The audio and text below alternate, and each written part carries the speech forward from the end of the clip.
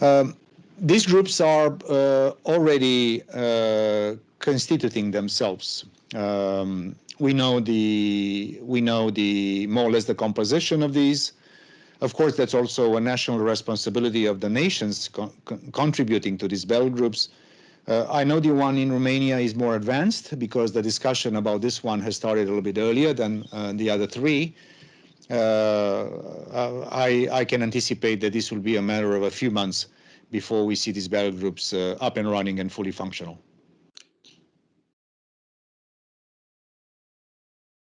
NATO is a defensive alliance, but also it's a nuclear alliance. And we have a clear distinction between our sacrosanct obligation to defend all allies, 1 billion people from 30 nations, against any threat coming from any direction or from any domain. At the same time, NATO is also a massive deterrence alliance. So we do believe that, and we do see that Russia has no intention in provoking NATO or waging war against NATO. But of course, if they will be using chemical weapons or other kind of higher-end systems against Ukraine, this will be changing fundamentally the nature of the war that Mr. Putin has waged against Ukraine, and of course will be forced to take appropriate measures. I'm not in the position to indicate exactly what NATO would do, but I can guarantee that NATO is ready to respond proportionally and accordingly to the situation that would eventually occur. We hope this will not occur, and we hope that Mr. Putin will not go even further down the road of war crimes and even more devastation against a sovereign nation.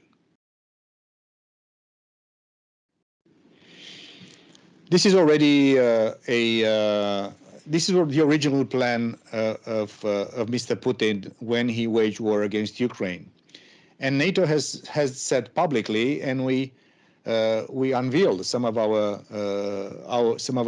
intelligence that this was the original plan of Mr. Putin. But for reasons that are interesting to observe, a total miscalculation of the situation on the ground.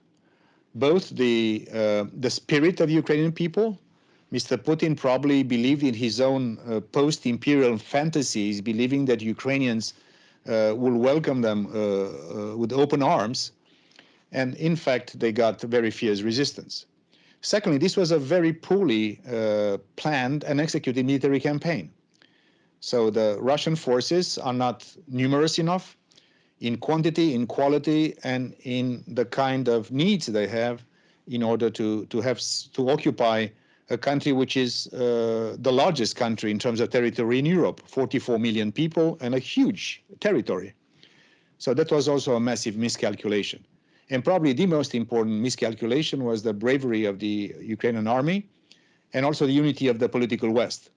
So I believe that we are convinced that today, even with reinforcements that are still coming into Ukraine, Russia does not possess the forces and the capacity to occupy the whole of Ukraine.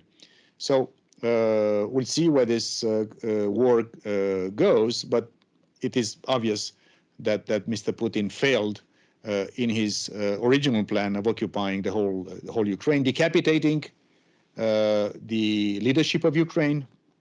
Mr. Zelensky and his government are in full control of the functions of Ukraine and in the command and control of the Ukrainian army. So we'll see where and in which conditions a political solution could be found. We hope this will become sooner rather than later.